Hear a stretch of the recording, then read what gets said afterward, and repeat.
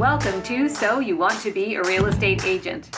Are you evaluating your career in real estate? Feel like you're ready for a fresh start? Or ready to take your career to the next level? This is your podcast.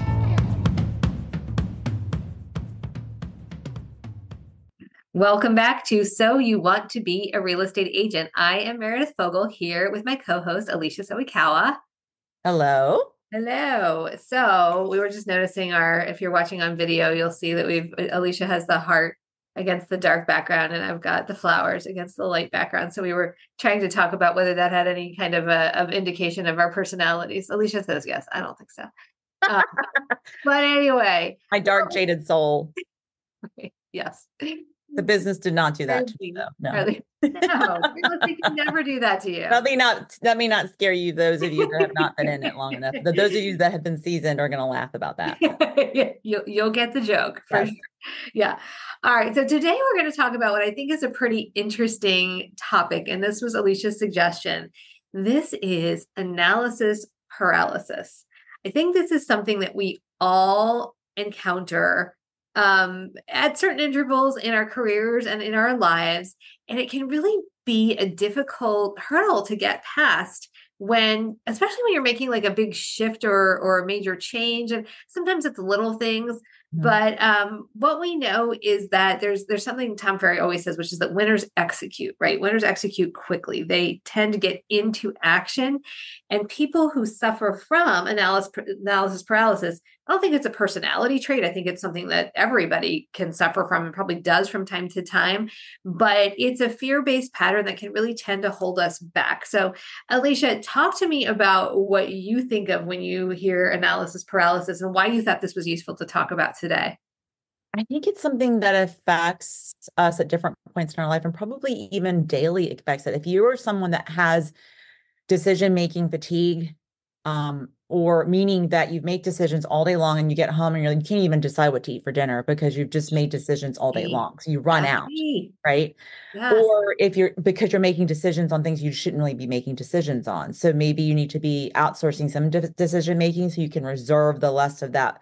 We all have capacity. And I think that goes in with that capacity as well, is if you're using up your decision-making skill powers, like where you're making decisions, yes, no, to things that don't really matter and you don't really need to make decisions on, that when it comes time to make the decisions, sometimes you're going to second guess yourself. So that's one regard, right? As a leader, I face that sometimes. Yeah. So sometimes I'm like, don't ask me, just make the decision and make it. I don't need to know.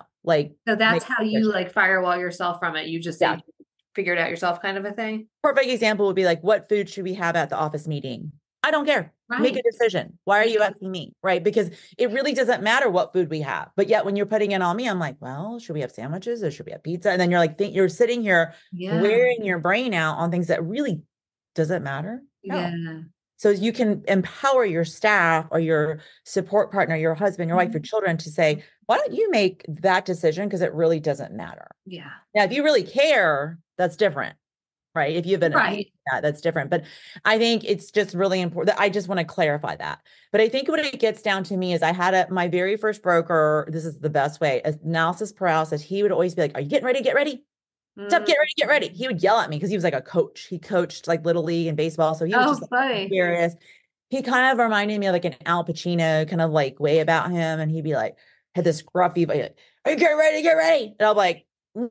And I would just he would scare me because it would be true. Like it kind of snapped you out of it because sometimes you need to snap yourself out of it. And I kind of find myself doing that with my coaching clients. Like what I hear you doing is you're getting ready to get ready. So an example of that would be a new agent trying to survey all of the ecosystem, meaning the Tom Ferry Facebook group. We have private Facebook groups when you're a Tom Ferry client, or like your realtor mastermind group or whatever you have, like your little groups. What CRM do you have? Meaning client relationship management program. For those of you that don't know what that is, a CRM is where it's a database of where you would put all your names of people you know, keep track of birthdays. Every industry has it. If you're wondering mysteriously, how do they know when your birthday is and things like that, it's like they put it in the CRM and it's good. It's good client management. It's to help you be more efficient and better. Okay. It's just like your calendar, right? Your organizational system. Again, it doesn't matter. The one that you're going to use is what matters. So when people are surveying 50 people and they're interviewing and they're going on all these Zoom calls and testing all the free trials, the time they're taking to do that and the energy they're taking to do that, to compare the cost. One costs $2 more than another one. One has three more bells and whistles they're never going to ever use anyways. Who cares? Like, the end of the day, very, very, very few percentage of people are using the CRM to the fullest that it can be done. Yes. Just like your vehicle that you're driving. I guarantee you That's don't use true. every single bell and whistle in your vehicle. So true. So true. So, what do you say to somebody who is having that analysis paralysis moment? Let's say they're about to make calls to like a potential lead source. Like, let's say it's expired. So, and we're going to go real estate specific here. They've got let's say they have their CRM and they're going through all of the records of all of the expireds, and they're trying to see, like, when did they buy their house, when did it go on the market, what did the listing look like, and they also want to make sure that they've fully digested and metabolized all of the scripts, the possible objection handlers that they could use, instead of just getting on the phone and calling. What do you say to people like that who are like sitting behind that screen? They know they need to make the calls, but they really feel like they need to analyze all the information in order to be effective. That's a certain personality type. I think some people or some agents think they need to see all the details of a person to have a good conversation instead of using their listening skills. Oh, Right? Because, like, when you go into a meeting of someone that you don't know, what are you asking them about themselves? You should be getting that information from them, because it's not necessarily going to be on a piece of paper. Just like if you were to interview a client, right? You wouldn't just use the resume. You would ask them questions. Tell me about yourself. Tell me what's going on with you. The in between the lines that you can't see on paper. Like, having heard that saying when someone's like, "Oh, they're good on paper." yeah. But then when you meet them, you're like, that doesn't match up. Something's not right here. Right. Right. Just like when a house says it's a 4-bedroom, 3-bath, 2,000 square feet, that really tells you nothing about the house, does it Yeah. not? Yeah, it's true. Because the Right. fourth bedroom could really be a fake bedroom. It could be a closet that's used as a bedroom, but it's not really. Do you know what I'm saying? Like, there's many things that you don't know until you're in the space, Yeah. So I think that's what I think. First of all, I think you have to tell the client there's never going to be an opportunity for you to know everything and be perfectly prepared for a Mhm. situation. Part of what we do as agents is we have to think quick on our feet. We have to listen Mhm. and then be like, clarify, like, what I'm hearing you say is this. Can you Yeah. please explain to me more? Tell me more. I don't understand. I think it's really weird. It's backwards. I think people think you're supposed to walk into something knowing everything, but you need to walk in acting like you know nothing. That's a good. You know what that reminds me of is so there was I think it was a podcast, wasn't it, that you sent us in our little mastermind group to listen to? It was Ed Milet, and remind me of the Oh, name. Jen Gottlieb. Yeah. That's the book Okay. I'm reading right now. Yes, yes, That yes. triggered the whole conversation about fear. Analysis paralysis is really just fear. Okay. It's masked fear. Yes. Right? When you start to overanalyze, it's because you're freaked out about something. You don't want to move forward. So you're going Yeah. to use everything to prevent yourself from moving forward, including like, oh, I have to make sure everything is perfectly done before I can move forward. So I think part of it would be calling your client out if you're coaching this agent to say, or if you're a team lead and your agent's not wanting to call, like, what are you really scared of? Hmm. You know what she said that I thought was this reminded me of, that I thought was so brilliant, because she and Ed Milet both discovered about each other, I think, during this podcast, that they're actually introverts, which you would not necessarily know by listening to either of them. No, but Um, I believe it. 100. I'm an oh, me introvert. too. I know you don't believe that, and I know you are too. Yep. Most people that do this type of, I didn't think I was, but I really am. Like, I get so drained now that I have to go and like hide out. Got to recharge. Yeah. But this was the thing that I thought was so brilliant, that I think it was that she said, maybe, was that instead of concentrating on being the most interesting person in the room, like if you go to a social event, Yes, be the yes, most yes. interested person in the So room. that's exactly what I took away from it as well. So if you're interested and you're going into that space to hear and learn Yes. versus, Yes. didn't your mom ever tell you have one mouth and two ears for a reason? Right. I Yeah. used to say that to our kids. Yeah, we have two ears for a reason, to make you Yeah. listen It's true. better. It's true. And people Yeah. remember when you show interest in them, and all you have to do is, like you said, listen and ask Be interested. questions, Yep. stay in curiosity. And that solves like 99% of all of the roadblocks, I think, that people hit when they're in social Yes. settings, when they're trying to make Yes. calls. Yes, all yes, of yes. those things. 100% all day long. I think what I noticed that you hit the nail right there. Like the level of awareness people have, I think, like I'm picking up on that. I talk a lot. So I try to be better, like noticing, reading the room. Can you Mm, read the room? That's what it's called, reading the room. Are yes. are people engaged? Or are they kind of like listening and like spacing out? Like, Right. do you have engagement? And do you have buy-in? Yeah. Are Yeah. they leaning in? Like all the different things. And that's hard to do over text and email, Very much so. You really have to be voice right? to face. Yeah, Yeah. exactly. So that was a little bit of a tangent, but I think related because people do get into this like paralysis mode when they're about to go into a social setting or about to even like, I think about and I always see people putting like posts on Facebook of like how excited they are to like not have to go to the party or like that the party got canceled or something I like that. And like, I mean, we've all been through this, right? Where you're like, Yes, we were just every talking about that for this aspect. upcoming event. I'm like, girl, don't worry. Monday night, we're just gonna like do a low key thing. And we were both Yes. Yes. like Right. hide out. I don't want to have any social game because I'm gonna be worn out and exhausted from being the coach Right. and being present for all of my clients and then connecting with people I haven't seen and all these extroverts flying around everywhere. You're trying to like, it's like I feel like you're gonna be like, it's like you're a ball, it's like the ping pong, the pinball machine. Yes. Yes. That's what I feel like. That's a good description. Yeah. Yeah. And if I look at you and you're like this, and Chris is like, then I know, Yes. like SOS. Yeah. Yeah. Time to recharge. Exactly. Yeah. But I think it's in any kind of business and in any kind of like social setting. Otherwise, we all tend to get into those moments of, what am I, even as I'm starting to pack for the event we're going to, I'm like, what is this the right outfit? Is that the right outfit? Is that the right Wait a outfit? second, back that up. Yes. You're already packing. Well, I did like my dry cleaning stuff over the weekend. So I I have gotta. left it You're out. one of those. You're the prepared packer. So this is the perfect. We need to talk about this. There are prepared people like Meredith. There's like B. You saw my bag before I went on the finance. I just throw stuff on the ground and like shove stuff in there. And then there's Luz who has a rack that like puts everything in there. Yes. So we have these different types of personalities, and it's so Yes. interesting. And all of us do this business, Right. and Yes. there's space for every kind of personality to do this business. It's not right Absolutely. or wrong. And I think that's one thing we have to embrace as a leader as Yeah. well. That Yeah. everyone does it differently. That's really true. That's really true. And I think that's, and we all have like these moments of the getting ready to get ready and having, I think it's the awareness of it, the awareness that moments Yes. that are okay that make the difference. Um, I wonder about the person who is wanting to start something new because I think a lot of us and this season is kind of focused around changes that are happening in our lives, in our marketplace, in our businesses.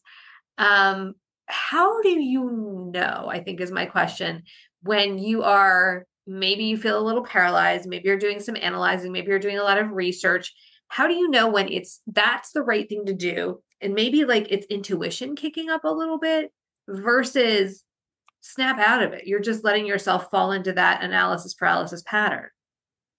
I think you have to have only you. Okay, that's a beautiful question because I think it's one of those things that is individual to each person in that point. So like it would be different for you and me and whoever else is going on. This is a beautiful topic because I'm at that precipice right now of Yeah. starting a new YouTube channel separate from real estate business and my brokerage. Like I'm starting this whole new venture that I don't know what it is yet, so I don't even want to talk about it because I'm still like I'm in that place and I'm recognizing myself and I'm calling myself out that I'm struggling on what exactly I need to put out there and how do I get this done. I'm getting stuck in the how, right? And the how is where everything dies because the how when you're like how am I going to do this, how will I succeed, how will I get all this done, I'm so busy already, how is this going to happen? And it's such a beautiful point to think about. If that's where your thoughts are going, then that is analysis paralysis. If you're really just trying to feel centered and getting that clarity on, is this the direction I want to go in? That's different. Does that make sense? Like, I think there's a different, if you're Yeah. trying to figure out, do I stay the course on what I'm doing? Because everyone has a different course, whether you're getting into this business, meaning real estate, whether you want to grow a team, whether you want to be a solo agent and get an assistant, whether you want to downsize it completely and just work by referral and then do and hang out and live simply. Like, because a lot of people are starting to peel back, like, what do I really need to live to be happy? Right. Yeah. Because I know of agents that only work 6 months out of the year Yeah. and then they go travel 6 months and they Right. tell their clients, I'm going to refer you. I'm gone this 6 months, but Yep. you want to work with me? You got to buy during this time. I Yes. know of an agent that goes and hunts, like literally like leaves. And that sounds miserable, but he literally goes and hunts for like in the winter, like for 4 months. And I'm like, Wow. okay, like Yeah. lives in like a cabin or something and Yeah. disappears. Like That's that's legit okay. his deal. Yeah. That's freaking amazing, Yeah. right? I know agents that refuse to like they only want to work 3 days. Like that's what's so incredible about our business is that you really can do it any way you want to do it. And if your Yeah. client doesn't fit in and they don't jive with you, then that's fine. Then I'm not for you then, right? Because there's Yeah. someone else that will run around and chase you. Right. So I think that's kind of where it comes down to is you have to, it's that whisper inside of you of we know. And if you're betraying yourself, meaning you're not living authentic, and this is really an excuse, Mm. Yeah. you're lying to yourself. No one else is going to call you out because we're all adults. Right. Right. So perfect example would be like me pretending that I'm looking at my little my phone. I have my phone filming for like little shorts because I'm trying to Oh like yeah. task if that's okay. Yeah. But people do that, multitask. Don't let your content just die in one place. But anyways, Yes. um I fell into that just to be authentic. There's something called the 5 a.m. club. And it got started up and it was like this whole, what do you call it? Praise or idealizing Oh. the person that gets up at 3 in the morning. Oh It's like yeah. who can get up earlier, Right. right? Who Right. can Right. get up the Yeah. earliest? And I'm thinking to myself, that's nighttime. That's in the When middle I of the got started, I was like, it's nighttime. What is day. going on here? But we were all told earlier on, this is how you have to do it. If you don't get up Mhm. at 4, if you don't get up at 3, you don't get up at 2:30, which is ridiculous sounding, and you Yeah. don't go to bed by 7, I'm like, that's dinner time in my mind. Like, I, Yes. I literally tried to make myself that way, and I did it for a long time. And then when I stopped, I felt ashamed that I wasn't Mm. doing it anymore. And I felt like as a coach, as a leader, that I was supposed to be doing it. So I still pretended that I was doing it, but I wasn't doing it. Does that make sense? And Yeah. then I always felt like I was being a fraud because I wasn't doing it, but I was telling people I was doing it. Does that make sense? Yes, it does. And so in that moment, you were having some self-awareness about who you were, right? Who what Yes. was genuine to you as a human being, and that was not it. No, and I would get up, get on the 5 a.m. call, like it's a 5-minute call, and then I would go to back to sleep. That's only 5 minutes, that 5 a.m. call? Yeah. What? I think it's meant to get you going and go. Okay. And so I would get on the call and I'd be like, and then I would literally hang up and go back to sleep, literally. And like that was like the most stupidest thing ever. So then I then realized like, well, and then I was like, I had a come to Jesus with myself, which I think we all as human beings need to have come to Jesus for ourselves. Yeah. And I said, self, like I literally said that, self, what the hell are you doing? Like, why does that matter? Do you want, the difference is you have to have a conversation. Do I want to be that person? Does that make you a better person because you get up at 4:30 or 5? Right. And I was like, no. Does that make someone want to be with you more? Right. No. Right. So like, why do I care? Why does someone care?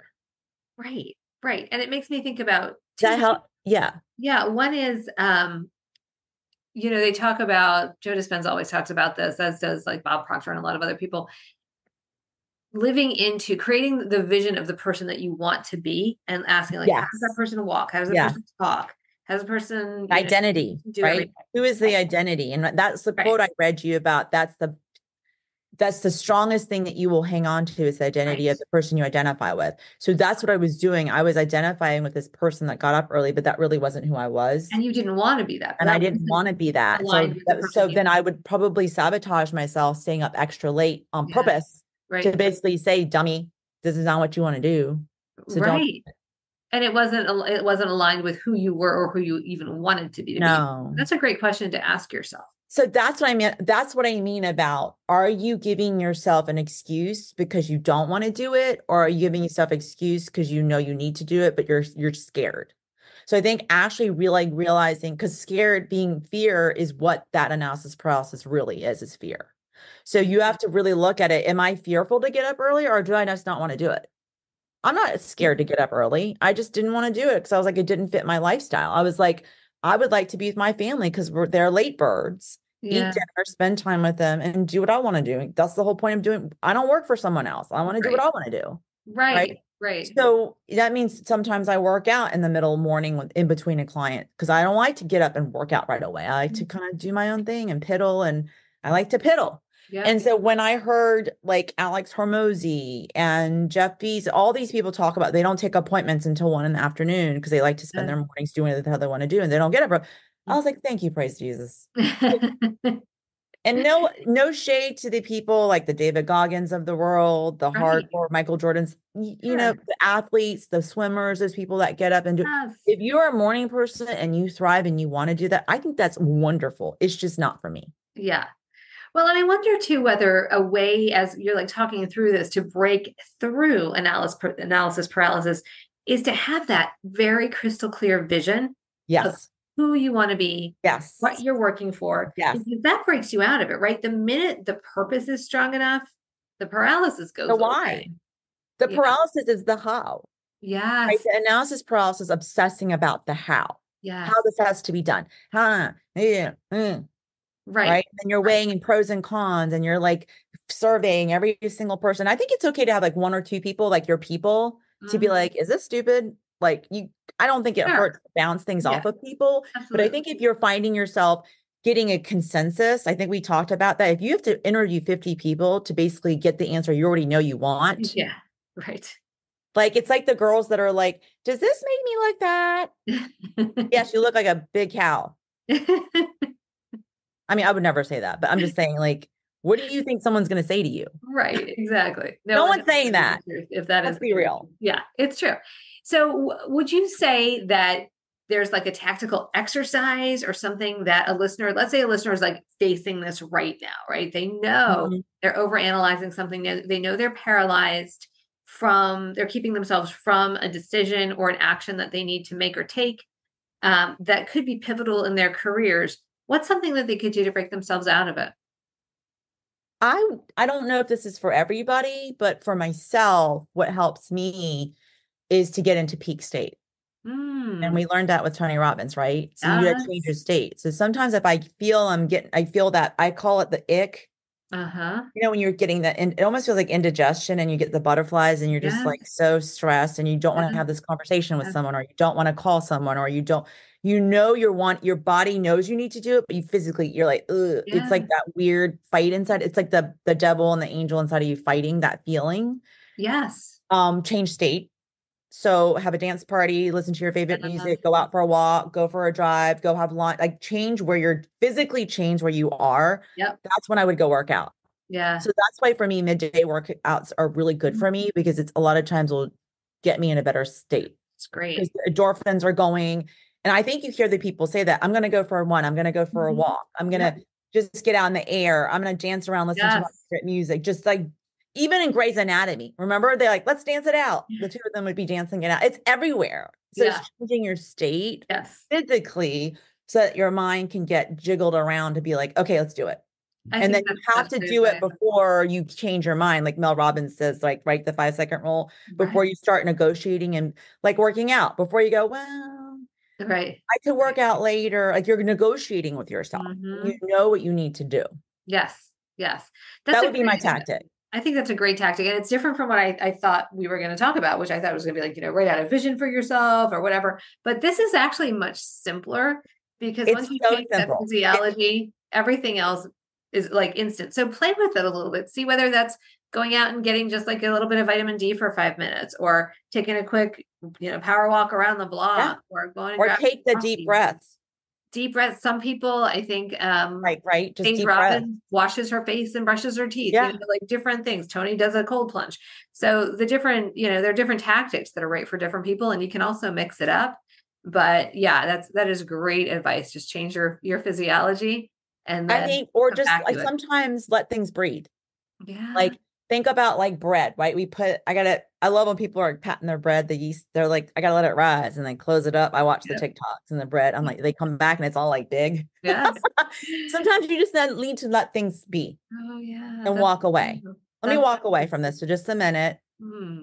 Let's not, because you're not, stirring stuff up and overanalyzing. Like, just like when you're reading something over and over again, you think something else new is going to come out of it. It's not. Yeah. Walk away, fresh eyes. Let me just fresh a good night's sleep. Like sometimes I'd say like a good night's sleep, a good cry, Mhm. a good meal, just Yeah. that's all you need because you're tired. Right. Right. You're right. And sometimes just let it have some air. I think that Yeah, air. Like basically, let it rise to where it yeah. needs to be. Not everything else I think falls in that, but I think if there's different categories. So if Yeah. you're trying to make a big decision, like I had a client I showed a house to yesterday, and they're like, "Oh my God, is this the house?" I'm like, "Chill, let it be. If it is, it is. If it's not, there'll be something else. Yes. Just no one's dying. Right. Like we're not in heart surgery. Right. If we are, then neither of us are cardio surgeons, so we're okay, Meredith. I think we're Which good." is funny because that really flies in the face of so much of what we've been taught as real estate agents, which is create a sense of Yeah. urgency. Make sure the person, if they're going to act, they need to Yeah. act right now, Yeah. which feels pushy to a lot of clients and I think gives us a bad name most of the time. But it's also interesting how when you allow someone to have that freedom to make their own decision, all of a sudden they make a decision that is in their best interest and or they Yeah. appreciate you a whole lot more, and then the big picture takes care of itself. They're that client first. Yes. And that kind of goes for you and I and anybody else out there. No decision is the wrong decision as long as you're making the decision. Mm, When you allow someone to make a decision for your life, whether it be your child, your mom, your sister, your husband, and it's your life and your story, yeah. that's when you're going to feel you're betraying yourself. Yes. That is the truth, and that is the truth.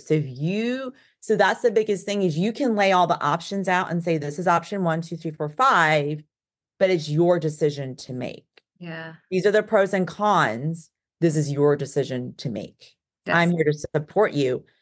What I would do is this. I can share with you my decision, but that's my decision. Don't make it because I'm making it. You need to make what's best for you. Right. And I always say, like, this is perspective. Like one person didn't like the first floor bedroom as a master or a primary. And I said, let me give you perspective. I wish I had one of those right now. Mm, Time goes real quick. yeah. Yes. Right. So that just gave them some perspective. It doesn't mean they're going to change their mind, but it gives perspective. I wish someone had said that to us Right. when we Right. were lucky. Does that make sense? So it's like Yeah. you can give that wisdom. Like there's a cool trend right now going on TikTok where like anybody over the age of 30 is giving advice to someone under 30. Oh, And they did really? one for 20. It's like really Oh, cool. And there's and all in the comments. It's great. It's beautiful. It's so beautiful. that's nice. So it's like giving the wisdom that we have of all of the years and experience. We have more mileage on us. Right. That's the beauty of getting older, is you have Yes. wisdom that you could never give. That's like such an earned right of the wisdom. Absolutely. Yes. But don't you love that? Like, Yeah. don't begrudge any decision you make because it's your decision and yours to make. Yes. And I think the more new stuff you do, the more failure is going to happen. I think it's almost like you should anticipate to fail. I know that like Sarah Blakely, Yes. when she would come home for dinner, her dad's like, "What'd you fail at?" Because he knew that, and because of that, they celebrated the failures. And look what happened. Yeah, that's like Albert Einstein's whole, or not Albert, Thomas Edison's whole career Yeah, was based on failing forward, failing one experiment at a time until he found success. And I think too, one other thing, and then we'll wrap this episode. But I think when you're in that mental state where you're analyzing, step back and create some space for yourself and yes, awareness about whose thoughts are in your mind. Are you having thoughts of what is that person going to think? Or are you having thoughts of what feels in alignment with who I am yes, as a human yes, being? yes, And that's the difference, I think, between over analyzing and being, and that's what paralyzes you, right? When you're too a worried hundred about percent, the a external hundred pieces percent. rather than what's going on inside. Well, this is good. All right. I feel unparalyzed now after talking through this, Alicia. I hope that this has helped you. It's funny how sometimes we do these episodes and we get something for ourselves out of them I too. think we get a lot more ourselves, more Yeah. than anybody understands, and I think it's Yeah. talking things out is a huge way to get unparalyzed. Yes, yes, yeah. And if you To guys talk to need to talk yourself. to us, let us know. We're here for you guys as listeners as well. Yes. Thank you for listening today. This was a fun episode, sort of a deep one, I think. Yeah, it And was. It was I hope good. it helps some of you who are struggling and maybe feeling a little paralyzed see a way through it. And we wish you every success. We will see you next time. This has been So You Want to Be a Real Estate Agent. We are so grateful you have joined us today. If you found value in today's episode, please subscribe to our show or share it with people that you think would benefit. And please remember to leave us a review or rating on the platform on which you are listening. And if you've got questions about Tom Ferry coaching, have the both of us here, please contact us directly. We would love to answer your questions. Or if you're just curious, we'd love to have a conversation. You can reach us at any of our social media outlets or shoot us a direct message.